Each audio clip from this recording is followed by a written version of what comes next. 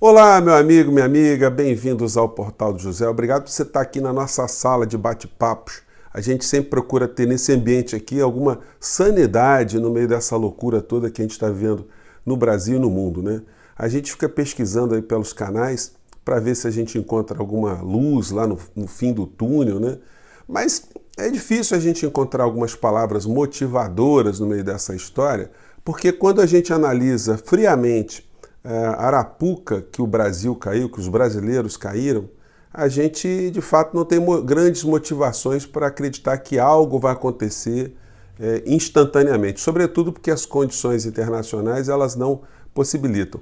Mas a gente vai avaliar algumas questões aqui, pelo menos para identificar alguns personagens, algumas criaturas, algumas coisas que não dão certo, não darão certo, e aí não é torcida, aí é análise, né?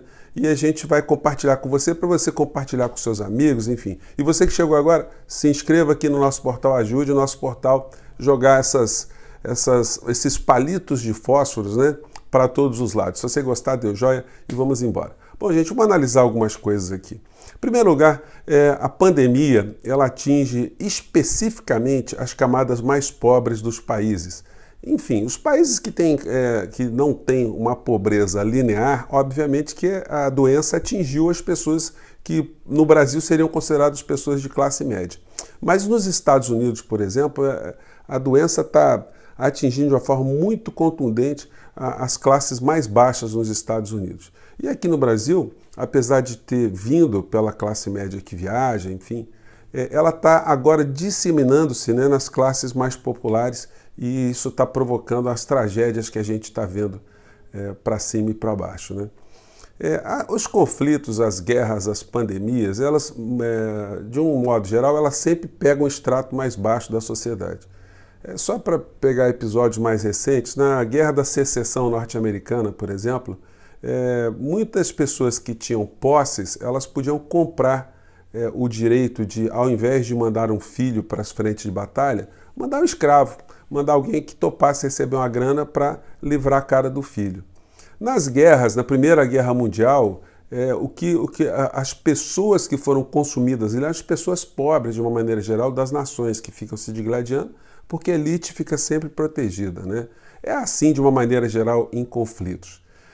Exceto quando você tem conflitos revolucionários, porque aí a coisa é um conflito de proporções múltiplas, né? Mas se você pega a Segunda Guerra Mundial também, quem morria na Segunda Guerra Mundial preferencialmente eram as pessoas de famílias mais pobres. Se você pega as guerras que os Estados Unidos sempre criaram, sempre as pessoas que são mandadas para a frente de batalha são as pessoas pobres nos Estados Unidos. São os latinos, os filhos de imigrantes, são pessoas da comunidade negra, enfim. Isso fez com que os americanos refletissem muito sobre a participação dos Estados Unidos em alguns eventos. E não é à toa que eles gastam bilhões de dólares com a opinião pública para mostrar para a opinião pública que as coisas funcionam desse modo também, né? Que é assim mesmo, faz parte. E você vê que essas pessoas se atiram nesses conflitos sem entender exatamente o que está acontecendo. Quando elas se dão conta, elas percebem que elas entraram numa furada também.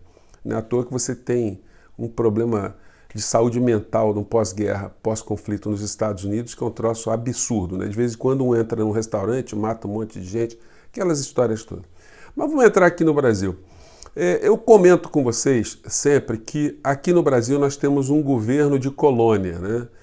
Quem dirige a política econômica no Brasil, quem cuida das coisas do nosso cotidiano, são corporações e interesses e diretrizes dadas de fora para dentro. Infelizmente, isso tem sido assim no Brasil já há algum tempo.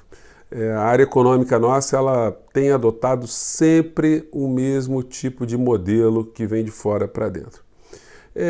Agora, no Brasil, nós estamos tendo esse problema da pandemia e isso está criando um problema para o Brasil que vai aprofundar muito o que vai acontecer no futuro. Segundo a ONU, que tem publicado, já a semana publicou 2 comunicados, né? Esse aqui é o de segunda-feira, onde eles dizem o seguinte: a ONU vê consequências nefastas em postura de Bolsonaro ante o Covid-19. E hoje, quarta-feira, relatores da ONU denunciam o Brasil por colocar em risco milhões de vidas. E aí uma comissão da ONU, composta por pessoas de várias nacionalidades, que tem apontado o que está acontecendo no Brasil como um prenúncio de uma tragédia de proporções épicas. E a coisa nem comentou. E aí, aquela história, né? O presidente da República é perguntado sobre o problema, ele responde. E daí? Né? E daí, presidente? Presida, né? Assuma o comando de alguma coisa, mas é complicado porque, como eu disse a vocês o tempo todo, eu não gostaria de estar falando isso, é um negócio muito pesado, muito grave, mas o presidente da República é uma pessoa incapaz. Ele é uma pessoa com problemas mentais, ele é um psicopata, uma pessoa que não tem empatia com o outro. E ele colocou para trabalhar com ele pessoas com o mesmo nível de percepção da realidade. Então nós estamos na mão de psicopatas. Vocês vejam o que está acontecendo agora na saúde. O ministro da Saúde, se ele estiver rindo, ele tem uma cara. Se ele estiver chorando, é a mesma cara. Se ele estiver com raiva, é a mesma cara. Se ele estiver triste, é a mesma cara. Ninguém sabe, ninguém está entendendo o que o Ministério da Saúde está fazendo nessa história. Colocou uma pessoa que não entende nada da administração pública e, para piorar, o governo, o Bolsonaro, colocou um general paraquedista para ser o auxiliar do ministro da Saúde. Qual é a chance de o combate ao Covid vindo pelo governo federal dar certo? Zero. Não fossem os governadores do seu estado, do nosso estado, e os prefeitos que estão adotando, e a própria sociedade que está se conscientizando, que tem informações, está evitando de contrair o vírus, a gente estaria já com um número de mortos de uma forma exponencial absurda.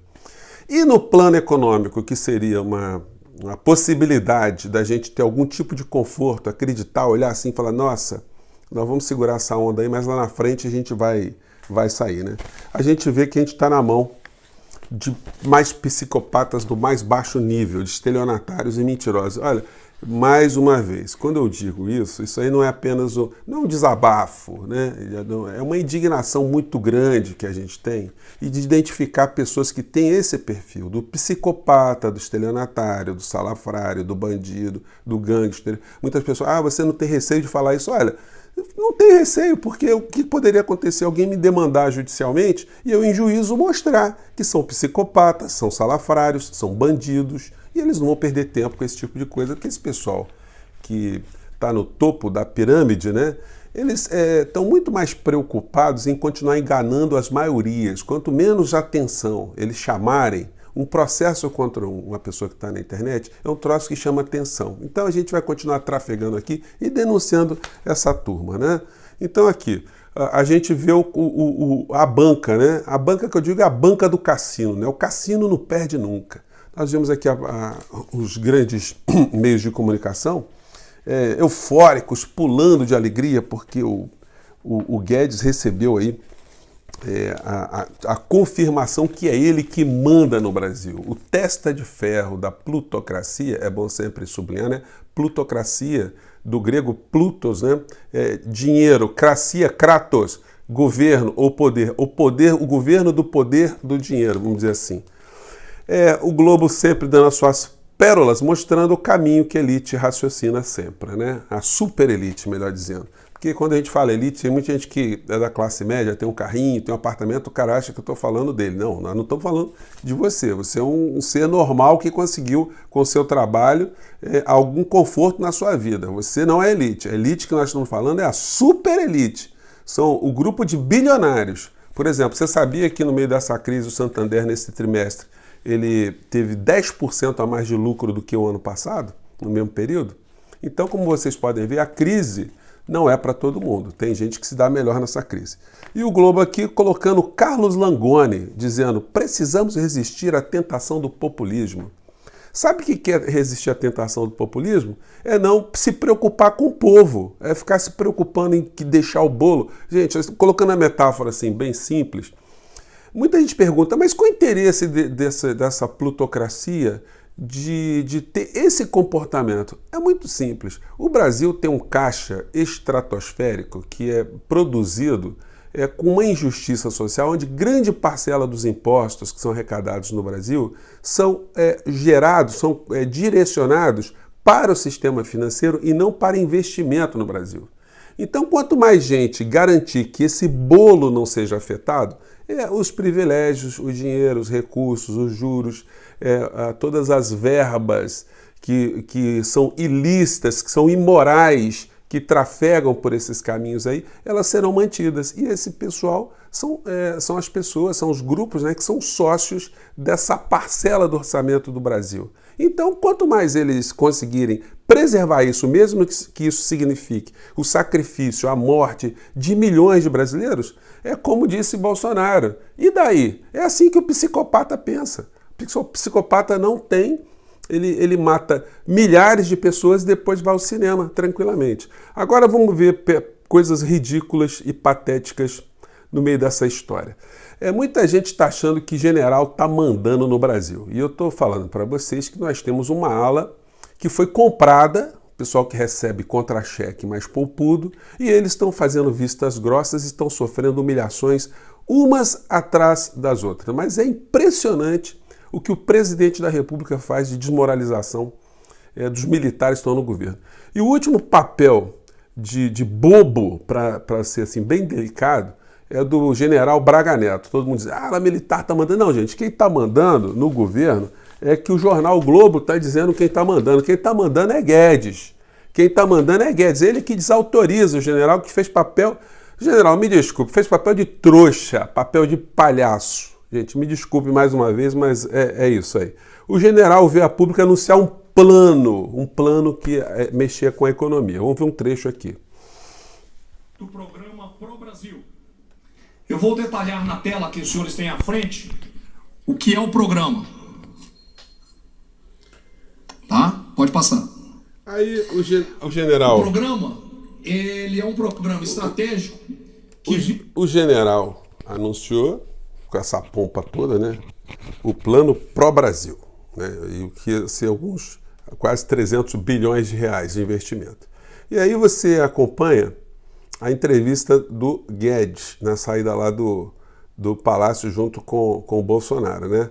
Aí Guedes desautoriza o general, quase dizendo, o general é um paspalhão, né? Ele não manda nada, né? Vamos falar a verdade, vamos lá. O Brasil vai surpreender o mundo. E o programa Pro Brasil, na verdade, são estudos justamente na área de infraestrutura, de construção civil, são estudos adicionais para ajudar nessa arrancada de crescimento que nós vamos fazer. Eu não sei se deu para você escutar, mas é o seguinte, ele disse o seguinte, que o plano são apenas estudos. Ou seja, o general está fazendo papel de trouxa, ele está dizendo que vai acontecer um negócio, mas são estudos, né? Mas aí tem um pedaço da fala do Guedes também que eu acho interessante comentar. Vamos lá.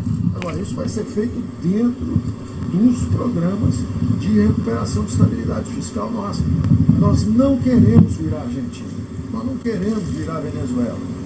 Aí ele diz dessa forma bem simbólica, né? Não queremos virar a Argentina e não queremos virar a Venezuela. Só que tem um negócio, o ministro do estelionato econômico, do estelionato político. Gente, o nosso programa aqui ele não é editado, tá? Então de vez em quando dá uma agarrada aqui, mas vamos seguir em frente aqui, tá bom? Não é desrespeito com vocês não, aqui se a gente perde o fio da meada para fazer de novo é um terremoto, né? Mas ele está falando que o Brasil não quer virar uma Argentina nem na Venezuela. No dia 28, agora, eu acompanho as estatísticas oficiais, a Venezuela não registrou nenhum caso de contaminação de Covid. Eles estão lá fazendo a quarentena muito fechada e a Venezuela tem até hoje o número de 10 pessoas mortas. Eles estão com fluxo migratório, mais de 11 mil venezuelanos já retornaram da Colômbia de novo para a Venezuela, porque a coisa na Colômbia está meio sem muito controle também. E eles estão sendo discriminados lá na Colômbia. Alguns venezuelanos que estavam no Brasil também voltaram para a Venezuela. E na Argentina, o número de mortos lá total é de 207 argentinos mortos. Se a gente for calcular aqui, somar, né? Somando a Argentina e a Venezuela, temos 217 mortos. E no Brasil, oficialmente, a gente já passou de 5 mil, mas todos nós já sabemos que esse número ele é irreal. Esse número está muito maior. Então a diferença entre a Argentina, Venezuela e Brasil é que nós temos um presidente, um governo de assassinos, um governo que não está se preocupando com essas pessoas, um governo que, contrariamente aos governos de outros países, está salvando vidas, estão preocupados em salvar as pessoas da sua pátria. E quem está falando isso não sou mais eu aqui no meu portal, não são as pessoas. É Donald Trump. Trump está dizendo que o Brasil tomou um caminho errado em relação a outros países da América Latina. O Brasil é objeto de chacota internacional. Esse governo Bolsonaro, além de destruir a economia brasileira, além de beneficiar os grupos que sempre lucraram com o nosso país, está destruindo a respeitabilidade do nosso país durante muitos anos daqui para frente. Nós teremos a nossa economia muito mais acentuada nos seus problemas por conta desse governo que qualquer outra coisa. E só para sublinhar uma coisa final aqui no nosso programa, gente, eu sei que ficou um pouquinho longo, mas, enfim, são muitos assuntos, né? Algumas pessoas têm cobrado para eu contestar o Guedes, porque eu estou falando assim. Gente, é muito fácil contestar o Guedes.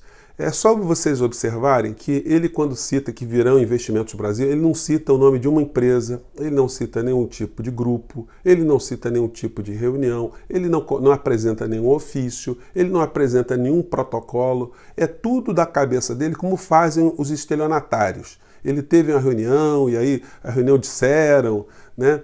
Ele chega nessa fala dele aqui numa empulhação nojenta de dizer que o povo brasileiro foi para as ruas pedir a reforma da Previdência, enquanto a França foi para a rua lutar contra a reforma da Previdência, que o Brasil está surpreendendo o mundo. Gente, só um psicopata. O que ele está querendo dizer?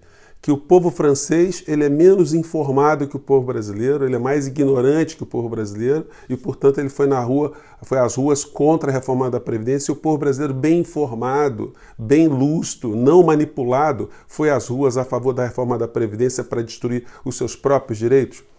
Gente, então é isso. Nós temos um governo de psicopatas e assassinos e isso aí é tranquilamente confirmável em juízo. Eu tenho certeza que se acontecer uma situação dessa, terei muitas testemunhas a meu lado para me darem razão. Gente, eu fico por aqui, mais uma vez, desculpem o desabafo. E nesse momento, os programas todos aí da internet, alguns têm mais audiência, outros têm menos audiência, mas faz parte. Os temas estão muito repetitivos. E é difícil você jogar mais uma coisa diferente no meio dessa discussão toda. Eu espero que eu tenha feito isso com você. Muito obrigado, até o próximo vídeo. Tchau.